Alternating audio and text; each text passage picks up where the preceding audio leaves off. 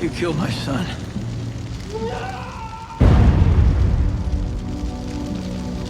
Both of them. Welcome to Watch Mojo, and today we're counting down our picks for the top 10 action heroes with the highest kill counts.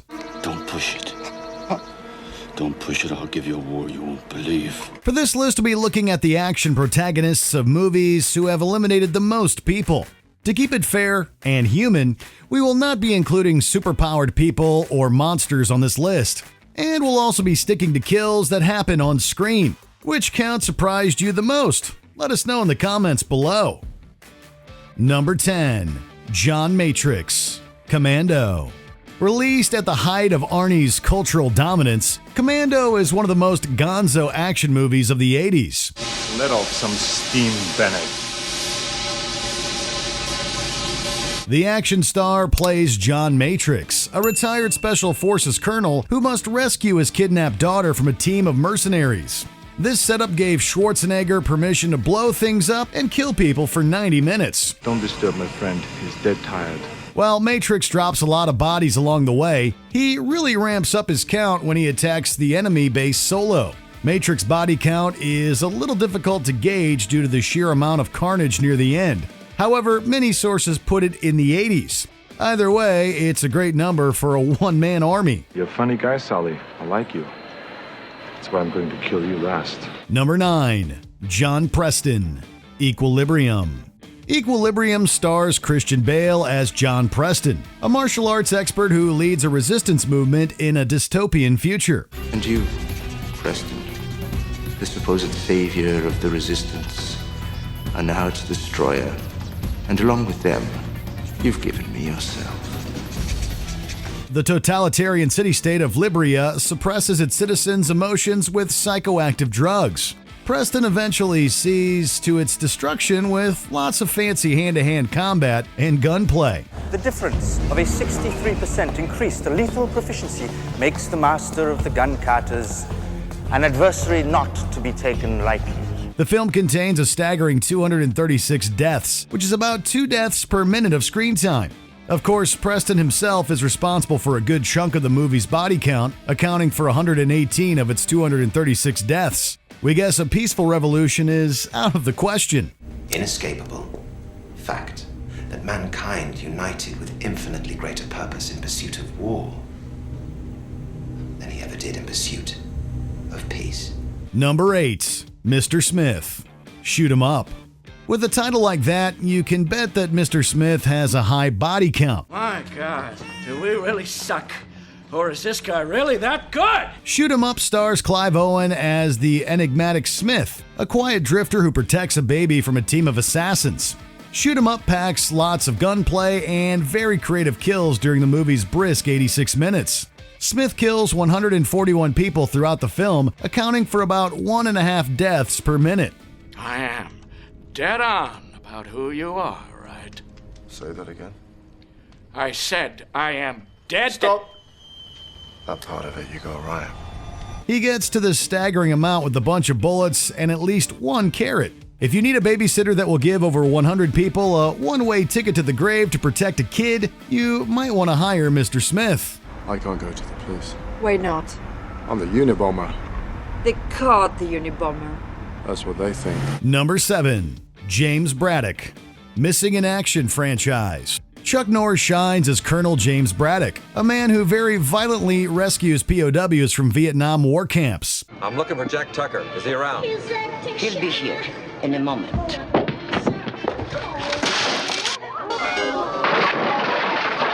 Thanks.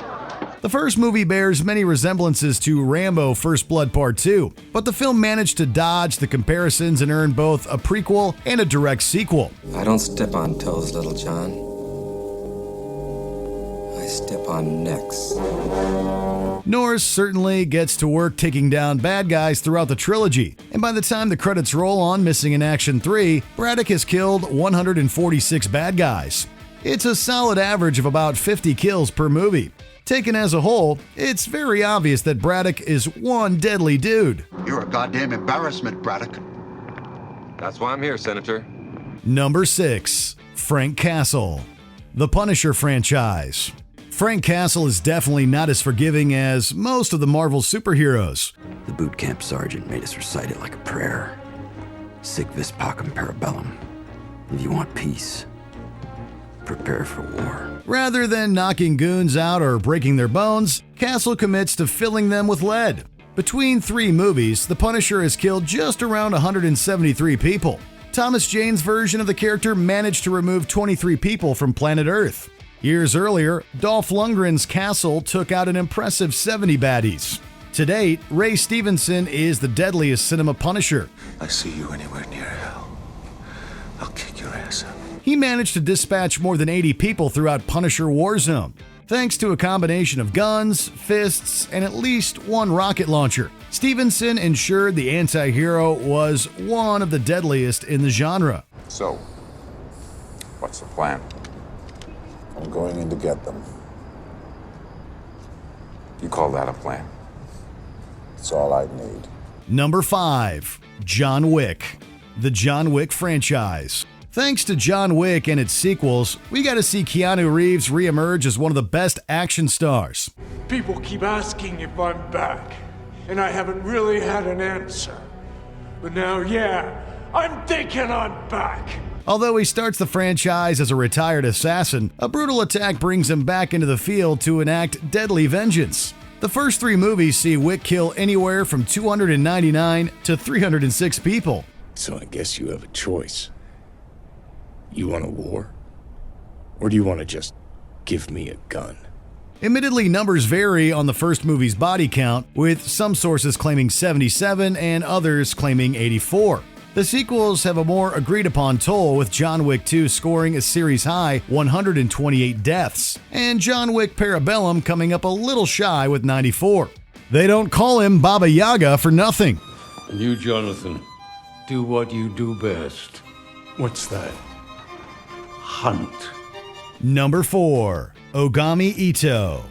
The Lone Wolf and Cub franchise. The early 70s saw the release of the Lone Wolf and Cub franchise, which consisted of 6 movies.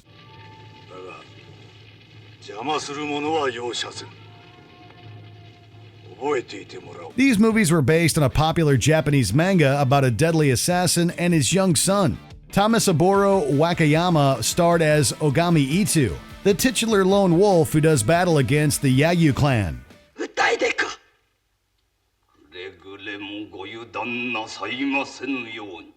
The 6th and concluding chapter, Lone Wolf and Cub, White Heaven and Hell, sees Ito killing an unbelievable 150 people, which was a world record for many years. Throughout all 6 films, Ito took the lives of well over 500 individuals, making him the deadliest action movie protagonist with a sword.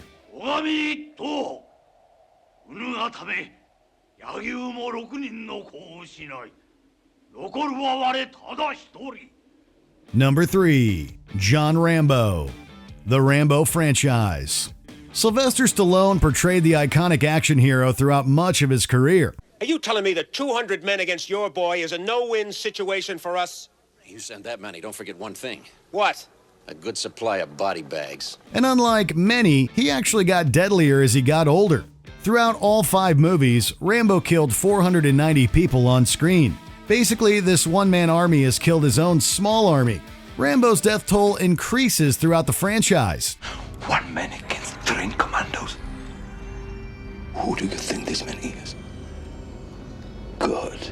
He kills just 1 person in the first movie, 75 in the second, 115 in the third, and a head-shaking 254 in the fourth. He slowed down a little bit in the 5th and final movie, killing just 46. His Rambo death toll of 254 is a current record for the highest kill count for a character in a single movie. When you're pushed, killing's as easy as breathing. Number 2. James Bond. The James Bond franchise. For a secret undercover spy, James Bond is not subtle about the enormous trail of bodies he leaves behind. You stormed into an embassy. You violated the only absolutely inviolate rule of international relationships. And why? So you could kill a nobody. We wanted to question him, not to kill him. Let's break it down. Connery's Bond killed 68 people, with 21 of them coming from You Only Live Twice. Lazenby killed 6 in his singular movie. Roger Moore, despite being quite goofy, racked up a kill count of 121. Timothy Dalton held his own with 20 kills, and Pierce Brosnan followed this up with 103. For England, James? No. Finally, we come to the deadliest Bond of all in Daniel Craig, who killed just over 300 people throughout his tenure. Spectre is easily his most violent outing, as he dispatched 235 bad guys. All told, Bond has killed an estimated 663 people throughout his half-century on screen. Well, you needn't worry. The second is... Yes. Considerably. Before we continue, be sure to subscribe to our channel and ring the bell to get notified about our latest videos. You have the option to be notified for occasional videos or all of them. If you're on your phone, make sure you go into your settings and switch on notifications. Number 1. The Expendables. The Expendables franchise. This franchise was made to honor the glory days of the action genre. That is, the 1980s. Great.